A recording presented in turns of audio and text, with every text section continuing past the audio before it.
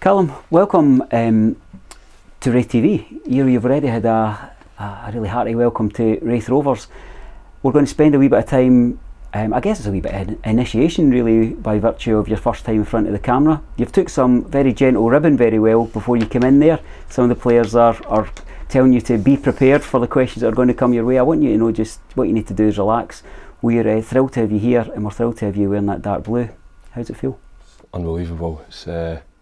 It's the stuff you never thought would happen. Even 6-7 months ago when I was playing juniors, I never thought that I'd be in full-time football, especially with the Rovers. So it's amazing, really, isn't it? We're going to chat a wee bit about your story, and I guess there only is kind of one place to start, and that is it's this kind of boy's own. For the older viewers and listeners, it's like something from a kind of comic book. It's Tubby Morton and Roy Race, and for the younger lot it's probably like a reality show that's gone full 360. Here you are, you're making the transition from the stand with the team that you love to the pitch. It's weird, but in a good weird. Like, I watched a bit last season, was at some games last season, but then I started to play on Saturdays, so I couldn't go all the time. But like, even you'd be in the stand supporting the players, and then you come in and you're sitting next to them in the dressing room. It does all feel really strange, but it's like a good strange. It's a good feeling to be there. Have you had the chance to chat to anyone before you came down about how do I cope with this change in my life, or is it a case of believing yourself and just going as an equal?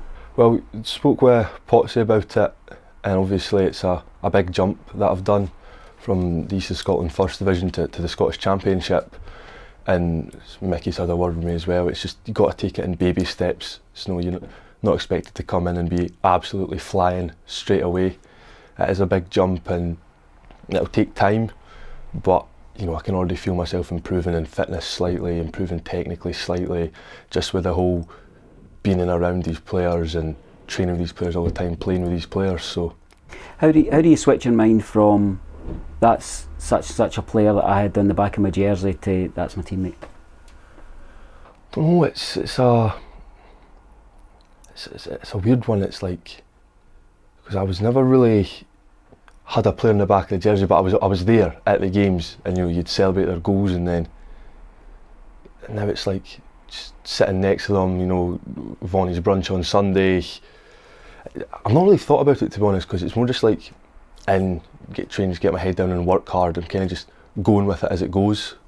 And what about getting your head down and working hard? What's the transition been like into the training? It's high energy, it's high tempo, it's technical, and you're being overseen by players that have really achieved in the Scottish game. Yeah, it's massive, and this is nothing against Kirkcaldy and where I was, but the jump it's wild, it's really big. Just like the firmness of passes, the intensity, possession boxes and stuff like that. There's times where I feel even now that I just can't get close to players, and obviously these things will come with time, but the way boys pass the ball with their first touches, it's all immaculate. It's amazing to watch sometimes. I mean, I'm guessing not having the technical head that our management team will have, is that's part of the test in itself, is that the kind of sink or swim mentality, because there will be a lot of young people who come in, especially with a bit extra baggage, if you want to bring that, who might struggle, but you feel you're up to the challenge. Definitely, there is still times where I am a bit off it and I'm not quite there, but then there's other times where I do something well, I do something well, compete well, and you got to have them moments and keep thinking about them to go, look, I'm not there yet, but I'm not expected to be there yet. It's not expected that I'm going to be competing 99%, 100% of the time.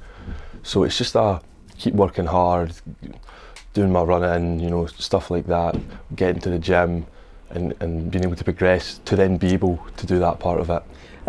I mentioned as we started that it was nice to see some of the more senior players in the team just kind of gently saying to you, have a bit of fun with it, relax, because they've got to give that wee bit of kind of initiation. But equally, it struck me that there was quite a lot of kindness in the words that I'm hearing. Yeah, definitely. It's a great group of lads. They've been really, really good with me. Even when I came in a few weeks ago on the Monday and trained and played on the Tuesday, they were great with me. So it's also made it a lot easier to come in and just settle, because it is a big change. What about the deal in terms of how that came about? Because I guess that must be the most kind of surreal part, because I guess you played in the kind of friendly match, the bounce game, but then things moved relatively quickly, didn't they? Yeah, so it was the bounce game on the Tuesday against Falkirk, kind of did relatively well, and spoke to Potsy on the Wednesday.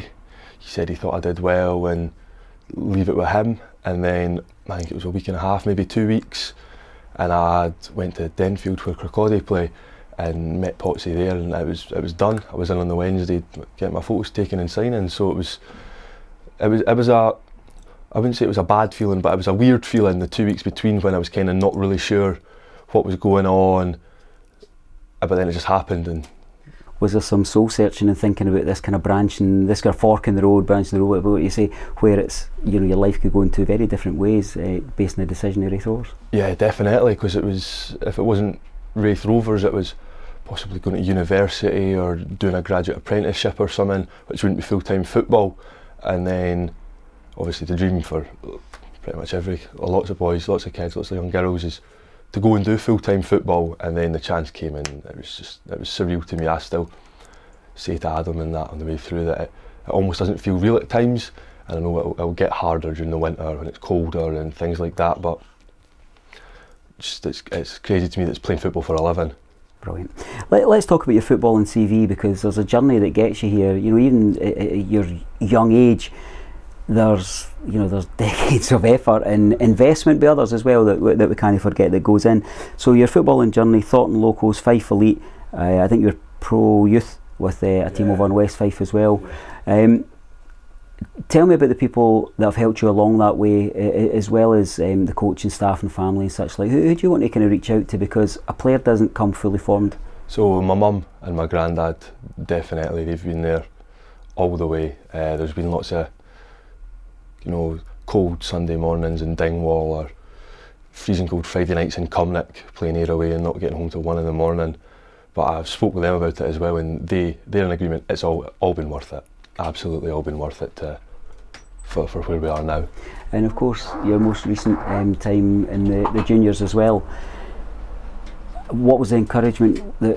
Because it seems that was an opportunity that also came at the right time for you, didn't it? Yeah, definitely. It was a step I feel I had to do to learn that side of the game, playing against men, although it may be a step back technically from pro youth under 18s. But I feel that's especially in the Scottish game, it's a side you have to learn, a side to play against men, play the not as nice bit of football, but I think it worked out. Did your time at Kirkcaldy and Dyes can act as a nice bridge to come in here? Did that give you that extra degree of confidence? Definitely. The boys at Kirkcaldy were great with me as well as soon as I came in, and it was a tough step to start with, just physically, and at times I still struggled for Kirkcaldy physically, because I'm not fully developed, and you're playing against men that are fully developed, and they are just able to be stronger than you. But I think it gave me an experience in the sense of to know what to do in them type of situations a bit better as well. It seems that every step along the way just leads to a new start, doesn't it? Yeah, definitely. You know, especially at your age. What's the day-to-day workload like here? Are you coping with it? Back and forward to the gym, the technical side of stuff? It's tough. It's definitely tough, especially the jump I've done. I sleep well. I sleep very well. But it's good. I wouldn't have had it any other way, to be honest. Being able to come in and train and wear your start vests, see what you're doing, see your running, get a gym plan, things like that, because that will make me better in the long run as well. Even if I'm struggling with it at times just now, physically it's tiring me out, but it is all worth it. So that kind of keeps you going with it as well. You mentioned that it feels like a dream, but I'm just kind of listening to you chatting here and wondering if it almost seems like a bit of destiny as well. You think back to your time at Fife Elite, Starks Park's like a second home, given the surface it's been played on so many times by you. You know the place inside out from your time as a supporter. You've gone and made a bit of a journey elsewhere to kind of harden you up and see that kind of mental side of the game. Does it feel like destiny that's brought you here at this time? Almost. It was because I'd been doing things with other clubs during the summer as well, other League 1, League 2 teams, and then I got the text for Potsy saying come in and train, come and play a game, and it was like it was actually Raith were the highest level club that I'd been in with, and it almost felt like it was not destiny, but it was like just imagine, you know, and then it happened. So. It says a huge amount for you though, because there's much easier choices you could have took. Yeah, definitely, but I think this is the one that is to push yourself the furthest to get as good as you can. This is absolutely the one to choose. And the thing we've not mentioned, but we were chatting a wee bit as we were walking around about your Scotland schoolboy performances as well. You know, is it the Centenary Shield I was telling you that I hadn't actually realised it was yourself, but I can remember watching the Scotland-England game, and it turned out it was yourself that came close with a volley. I remembered the volley, but not that it was a lad so local to where I belong that had hit the strike. What was the international dynamic like? It was good in the sense of the experience of it and getting an international cap and your family being able to watch you play for Scotland.